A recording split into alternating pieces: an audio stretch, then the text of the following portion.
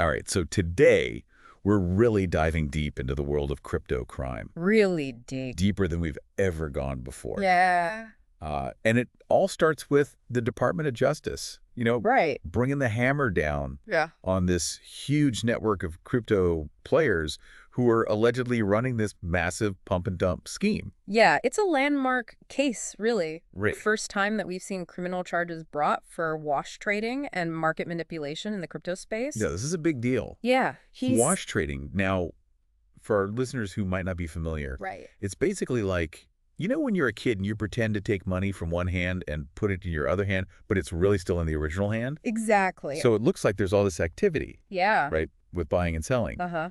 But really, it's all just a big show. Yeah, creating the illusion of demand. Right. And we're not talking about some, amateur hour operation here. No, not at all. We're talking about established crypto companies allegedly in bed with these professional market makers. Right from the get-go. Big names. Gotbit, ZM Quant, CLS Global, MyTrade MF. These are the puppet masters. Essentially. Right, working behind the scenes to inflate the price of these tokens. Moving the market to their tune. So who are these crypto companies? We've got Saitama, RoboInu, VZZNN, Lillian Finance. What were they promising investors? Well, they each had their own unique spin, of course, but the common thread, was this idea that this was going to be the next big thing, right? Huge EE returns tied to some kind of, groundbreaking technology or use case, that kind of thing. So the next Bitcoin, basically. Exactly. Take Saitama, for example. At one point, they had a multi-billion-dollar market cap. Think about that. Billions. With a B. Okay, but how? How does a company with, no real product, just a token, reach that level? Were there really no red flags? Well, you hit the nail on the head. It's that next Bitcoin idea. People see the price going up. They hear all this buzz on social media. Maybe they even know someone who made some quick cash, and they don't want to miss out. FOMO. Exactly. Fear of missing out. Powerful motivator. So walk us through this pump and dump scheme. You've got these companies making big promises. They bring in these market makers to create this illusion of demand. Then what? All right, so let's say the token launches. And that's when these market makers really earn their keep. They've got these sophisticated algorithms, sometimes bots, that just start trading huge volumes. Back and forth, back and forth. Creating fake volume. Yes. Making it look like there's all this activity, all this interest, and naturally, the price starts to rise. So then all these unsuspecting investors, they see the charts going up, up, up. And they jump in, thinking they're getting in early. Just like the market makers planned. Exactly. But here's the catch. The folks behind the whole thing, the ones who pumped it up, they cash out. They sell off all their holdings while the price is artificially high. And just like that, the whole thing collapses, leaving everyone else holding the bag. And that's where the real damage is, right? It's not just about the financial losses. It's about the trust that's broken. Absolutely. It makes people question the entire system. And the fact that these market makers, who are supposed to, keep things fair and orderly, they're the ones allegedly behind it all. That's rough. Yeah, it really makes you wonder about the whole industry. What's in it for them, though? I get that these crypto companies want to make a quick buck, but the market makers, they're not getting rich off a few trading fees, are they? No. We're talking about potentially millions of dollars in illicit profits. They get a cut of the whole scheme. So it's a win-win for everyone involved, except, of course, the average investor who gets left holding the bag. It's a classic case of information asymmetry. The insiders, they have all the power. And in some cases, they weren't even trying to hide it. Yeah, when you look at the court documents, it's kind of shocking how brazen they were.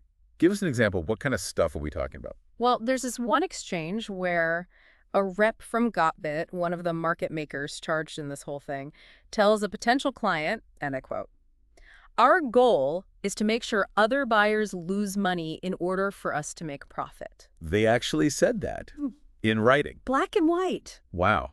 That's something else. They really thought they were untouchable, didn't they? Operating in some kind of digital Wild West. A little did they know. The feds were watching. And they had a plan. All right. So how do you catch a crypto criminal? Right. These aren't your typical stick-up artists. Right. We're talking about a world of anonymity, decentralized networks, transactions happening across borders in the blink of an eye. Right. Good luck tracking down a Bitcoin address in a police lineup. Exactly. So the FBI, they had to get creative. Okay, I'm intrigued. How creative are we talking? They decided to fight fire with fire. Ooh. They created their own fake crypto company. Wait, hold on. The FBI went undercover as a crypto startup, Yep. They called it Next Fund AI. Next Fund AI. Did they, like, at least give them a cool logo? Were they on Twitter? All of it. Website, white paper, outlining their totally bogus project, even a presence on social media. They had to look the part to play the part. Okay, but these market makers, these guys are supposed to be the sharpest tools in the shed, right? They're not going to fall for some, like, half-baked FBI front, are they? Well, that's the thing. The world of crypto scams, it's built on deception, right? Everyone's looking for an edge, trying to outsmart the next guy. So in a way, these market makers, they were already primed to believe in something like Next Fund AI. Plus, the FBI, they made it good. Too good to resist, apparently. So these market makers, they thought they were about to reel in a whale. Exactly. And they were practically bragging about how they could pump it up, how much money they could make, sharing their strategies, their pricing, the works. Totally oblivious. It's kind of brilliant when you think about it. Oh, absolutely. The FBI basically created a honeypot. And these market makers, they came flocking. But all this time, they thought they were the ones running the show. Right. Talk about poetic justice. So we're talking major players here, right? Gotbit, CLS Global, all those names you mentioned earlier, they all got caught in this FBI web. Hook, line, and sinker. And they weren't just talking a big game. We're talking hard evidence. Like what? Well, for one, MyTradeMM, they had this dashboard on their website. Clients could actually choose how much wash trading they wanted on which exchanges, like they were ordering a pizza or something. No way. A whole menu for market manipulation. Pretty much. It's like they were trying to normalize the stuff, package it up as just another service. That's scary. It's like that saying, right? If you don't know who the mark is. You're the mark. Exactly. But this Next Fund AI operation, that's some next level stuff. Real cloak and dagger. What else stuck out to you from all the court documents? You know, for all their talk about profits and manipulation, none of them, not a single one, seemed to even consider that they might be walking into a trap. Too busy counting their chickens, I guess. It's a good reminder, though. Just because something's online doesn't mean it's legit. This world, it's built on trust. Or rather, the illusion of trust. And the FBI, they really pulled back the curtain with this operation. And these market makers, they weren't the only ones in on it, right? Right. Let's not forget about the crypto companies themselves. They were the ones calling the shots, right? Oh, absolutely. They were the ones profiting the most from this whole scheme. So let's get back to them. We talked about Saitama, but what about the others? Robo Inu, VZZN, Lillian Finance. What were they promising? How did they play into all of this? Well, each company had its own unique spin, but they all followed a similar playbook. That is. Make grand promises, inflate the value of their tokens through this market manipulation that we've been talking about, and then, of course, cash out and leave investors high and dry. The classic pump and dump. It's a tale as old as time. So VZZN, what was their big idea? VZN, they were going to revolutionize the video streaming world. Claimed they were developing a whole service powered by their token. That guy sounds a little familiar. Right. They even boasted these big partnerships with major players in the entertainment industry. Which were? Totally made up. Completely fabricated. Shocker. So basically, they were trying to attach a real-world use case to a token that was really just smoke and mirrors. Precisely. And investors, of course, they ate it up. They were so eager to get in on that next big thing. Right. FOMO. We've all been there. And then there was Lillian Finance. They took a different approach. Oh. They went the social consciousness route. Positioned themselves as, you know, the good guys. These guys. Claiming to use blockchain technology for good.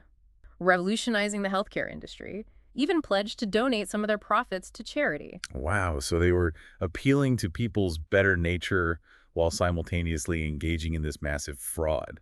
It's pretty, I don't know, audacious, bold. I can't even. Yeah, it's pretty low. So, yeah, it is. And it just goes to show how these scams, they prey on our emotions. Right. Our desire to be part of something bigger than ourselves. To make a difference. To do good while also, making a fortune. Of course. And that's what makes it all so heartbreaking. Because behind all the financial losses, there are real people whose lives have been turned upside down. Right. And not just financially, but emotionally, they bought into these promises, these dreams. And when it all came crashing down. Yeah, what happens to them? That's what I want to know. Yeah, it's hard to imagine what that's like. You see the numbers, the headlines about millions, billions of dollars lost. Right. But behind every dollar, Yeah. there's a person, a family, someone who poured their heart and soul, maybe even their life savings into these projects. You're leaving in the promises. Absolutely enticed by that dream of a better future. Yeah, the dream of getting in early. Right. That's a powerful motivator. It really is. And Then to have it ripped away. like you said, more than financial loss, Yeah. right? It's this, I don't know, loss of faith. In the system, in technology, in the very idea of innovation. It makes you want to just, stick your money under a mattress and forget about the whole thing. And that's the real tragedy here, because for all its flaws, crypto, it does hold incredible potential for good. Well, I know. It's just, when you see stuff like this, it's hard not to be cynical. It is, but we can't let the actions of a few bad actors overshadow the entire space. You're right. This case, though, it does feel different, like a real turning point. It is. The Department of Justice, they're laying down the law, making it crystal clear. Crypto might be new, but the old rules still apply. No more Wild West, huh? The sheriffs are officially in town. So what happens now? What does the future hold for crypto? More regulation? Stricter enforcement? What do you think? Well, $1 million question, right? Yeah. It's hard to say for sure, but this case, it's a wake-up call. For everyone, for investors, for developers, for the regulators themselves. This industry, it's at a crossroads. And the path it chooses now, it's going to determine its future. Will it embrace transparency, accountability, work to rebuild that trust? Or will it retreat back into the shadows? Right, double down on that Wild West mentality. That's the big question. A lot hanging in the balance, it seems. It does, it really does. But I'm hopeful. Yeah, me too. This technology, it has the power to change the world. For better or for worse. Exactly. And it's up to all of us to make sure that it's for the better. Well said. So for all our listeners out there who might be listening to this, thinking twice about dipping their toes in the crypto waters, what's your advice? Knowledge is power, my friend. Educate yourself.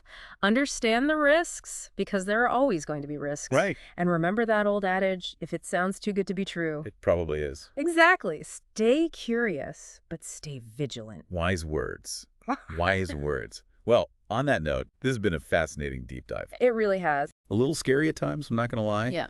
But hey, that's what we do here, right? We uncover the truth, no matter how dark or twisty it might be. Shine a light on the shadows. Exactly. So until next time, folks, stay curious, stay vigilant, and as always, thanks for joining us on the deep dive. Thank